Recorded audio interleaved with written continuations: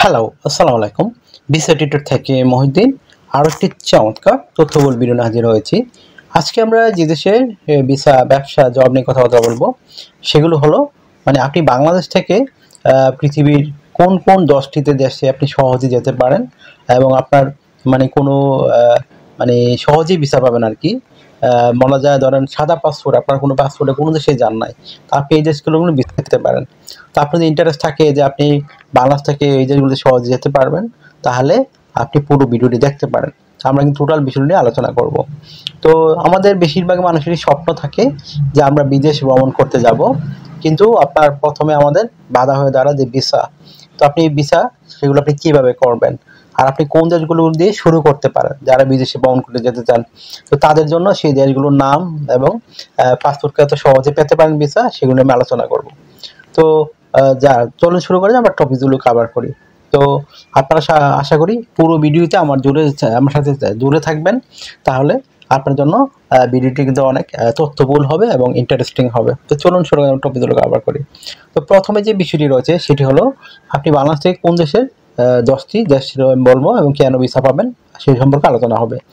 তো মালদ্বীপ কিন্তু বাংলাদেশের জন্য অনারাইভেল ভিসা দেয় 30 দিনের জন্য। তো আপনি কোনো ভিসা ছাড়াই শুধু রিটার্ন এয়ার টিকিট আর হোটেল বুকিং করবেন, তাহলে আপনি মালদ্বীপ কিন্তু যেতে পারবেন। মাত্র আপনার হোটেল বুকিংটা লাগবে আর রিটার্ন টিকিট দেখাতে হবে।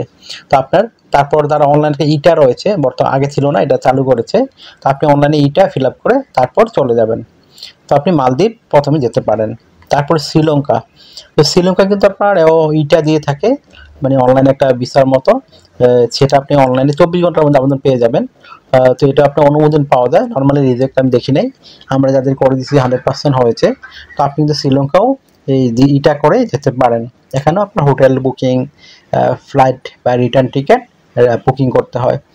তারপর আপনার কম্বোডিয়া। তো কম্বোডিয়া কিন্তু আপনি ই ভিসা পাওয়া যায় খুব সহজে। তো ই ভিসা হলো আপনি অনলাইনে আপনার প্রয়োজন, আমি একটু আগের ভিডিও বলেছি যে কী কী ডকুমেন্ট রেডি করতে, সেগুলো রেডি করে যখন আবেদন করবেন আপনি কিন্তু ই ভিসা পেতে পারেন। তারপর রয়েছে আপনার ভুটান। তো ভুটান আপনার খুবই প্রতিবেশী দেশ আমাদের। এখানেও কিন্তু আপনার অনারেবল আপনি যেতে পারেন, কোনো ভিসা লাগে না। ইচ্ছা করলে আবার আপনি ভুটান এম্বাসি থেকে যোগাযোগ করে ভিসা নিয়েও যেতে পারেন। আপনার শুধু রিটার্ন টিকিট, হোটেল বুকিং হলে আপনি ভুটান যেতে পারবেন। তো ভুটানে একটু খরচ বেশি হয়, কারণ এখানে জীবনযাত্রার মান একটু উন্নত হলেও খরচটা পর্যটকদের জন্য একটু বেশি থাকে। তো আপনি সার্ক কান্ট্রি যেহেতু আপনার ভুটান, সেজন্য আপনার খরচ কম হতে পারে। তারপর আপনার রয়েছে নেপাল। তো নেপাল কিন্তু একটা বাংলাদেশের জন্য অনারেবল ভিসা দিয়ে থাকে। আপনি কিন্তু অনারেবল ভিসা নিয়ে যেতে পারেন। আপনি যখন হোটেল বুকিং, রিটার্ন টিকিট এগুলো করে যাবেন, তখন কিন্তু আপনার অটোমেটিক আপনি নেপালের অনারেবল ভিসা পেয়ে যাবেন। ইচ্ছা করলে আবার নেপাল এম্বাসি থেকে আপনি ভিসা নিয়েও যেতে পারেন। তো আর আপনার যে প্রয়োজনীয় ডকুমেন্টগুলো আমি আগের ভিডিওতে বলেছি, সেই ডকুমেন্টগুলো রেডি করে নিয়ে যাবেন। আপনারা কিন্তু ওই ভিডিওটি না দেখলে অবশ্যই ভিডিওটি দেখে নেবেন কী কী ডকুমেন্ট রেডি করতে হয়, তাহলে আপনার পৃথিবীর কোনো দেশ থেকে আপনাকে ডিপোর্ট করার সাহস পাবে না, এছাড়া বাংলাদেশ ইমিগ্রেশনও করতে পারবে না। তো আশা করি বিষয়টা বুঝতে পেরেছেন। তারপর থাইল্যান্ড। তো থাইল্যান্ড আপনার বাংলাদেশের জন্য নর্মালি এই বর্তমানে ই ভিসা চালু করেছে। আপনি অনলাইনে আবেদন করে ভিসা পেতে পারেন। 30 দিনের প্রথম ভিসা পাবেন বা 3 মাসের জন্য ভিসা পাবেন। তারপর আপনি ওখানে গিয়ে ইচ্ছা করলে বাড়াতে পারেন। তো থাইল্যান্ড কিন্তু আগের আপনার যে ডকুমেন্টগুলো রয়েছে সেই ডকুমেন্ট রেডি করে আবেদন করতে পারেন। তারপর মালয়েশিয়া। তো মালয়েশিয়া কিন্তু বাংলাদেশের জন্য ই ভিসা দিয়ে থাকে, আপনি অনলাইনেই 1 সপ্তাহের মধ্যে ভিসা পেয়ে যাবেন। এটা দারুণ সুযোগ মালয়েশিয়ার। আপনি মালয়েশিয়া কিন্তু ভালো উন্নত, অত মালয়েশিয়া কিন্তু অনেক সময় ডিপোর্ট করে দেয়, অনেকে ফেরত আসে। কেন?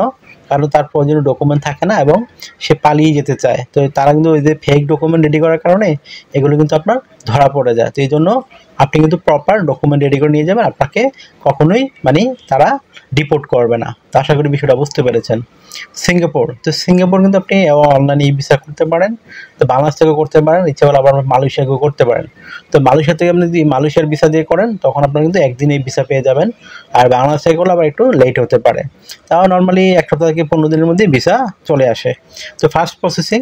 তো সিঙ্গাপুরে আপনার কিন্তু খরচ একটু বেশি, হোটেল বুকিং এগুলোর খরচ বেশি থাকে।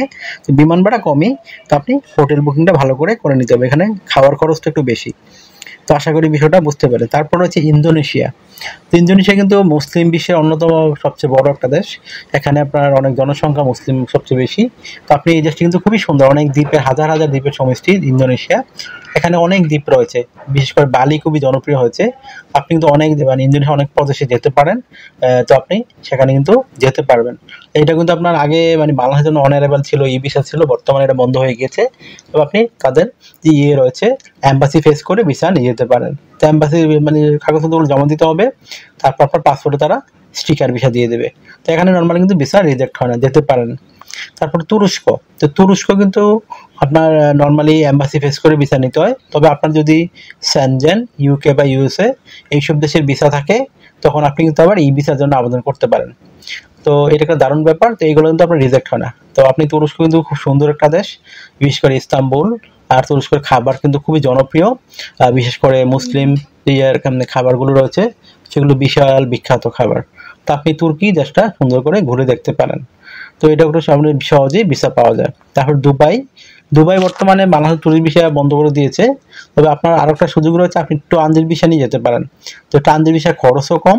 তো আপনি কিন্তু এখানে ট্রানজিট ভিসা নিয়ে ধরুন অন্য একটা দেশের ভিসা করলেন, আপনি দুবাই 5 দিন বা 1 সপ্তাহ 8 দিন থেকে তারপর অন্য দেশে ভ্রমণ করতে পারেন। তো এটা কিন্তু আপনার দারুণ একটা সুযোগ। তো আপনি মানে ওই দেশের ভিসা দিয়ে দুবার ভিসা করে যেতে পারেন। তো এখানে আগে বিষয়টা ট্রানজিট ভিসা ছিল। তো আশা করি বিষয়টা বুঝতে পেরেছেন। এইসব দেশ কিন্তু আপনার বাংলাদেশের আশেপাশেই রয়েছে।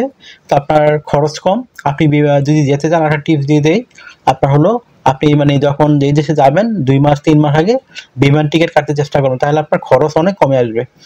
কারণ আপনি যদি ধরেন 1 সপ্তাহ আগে টিকিট কাটতে যান তখন আপনার খরচ বেড়ে যাবে। তো আশা করি বিষয়টা বুঝতে পেরেছেন।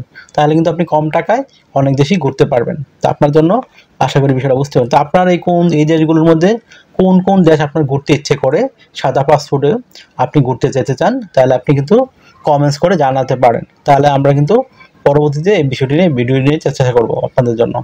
তো আশা করি বিষয়টা বুঝতে পেরেছেন। তো আপনার যদি এই ভিডিওটা ভালো লেগে থাকে, আপনার কাছে মনে হয় তথ্যবহুল, তো অবশ্যই ভিডিওকে লাইক করে দিবেন।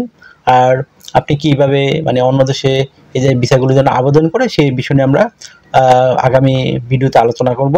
তো সেই ভিডিওটি আপনি টপিকটি দেখতে পারেন। আর ধীরে দেখতে চাইলে অবশ্যই চ্যানেলটিকে সাবস্ক্রাইব করে রেখে দিবেন, তাহলে কিন্তু আপনার পক্ষে দেখা সম্ভব। তো আশা করি বিষয়টা বুঝতে পেরেছেন। আর আমরা কিন্তু অথেন্টিক লিঙ্ক আপনাদের দিয়ে থাকি, আর ফেক করে আমরা ডকুমেন্ট মানে লিঙ্ক দেই না। তো আপনারা এই জন্য সাবস্ক্রাইব করলে আপনার বেনিফিট হবে। আর একটা বিষয়, অনেকে আমাকে অনেক কল দেন, ফোন দেন, আসলে আমরা এত কল আসে আমরা চাইলে রিসিভ করতে পারি না। তো আপনি আমার সাথে কাজ করতে চাইলে ইন্টারেস্ট হলে অবশ্যই আমাকে হোয়াটসঅ্যাপ মধ্যে মেসেজ দিতে পারেন, তাহলে আমি কিন্তু 100% রিপ্লাই দিয়ে থাকি। তো আশা করি বিষয়টা বুঝতে পেরেছেন। তো ভালো থাকবেন, take care, good bye, tata. কথা হবে আগামী কোনো ভিডিওতে আবার।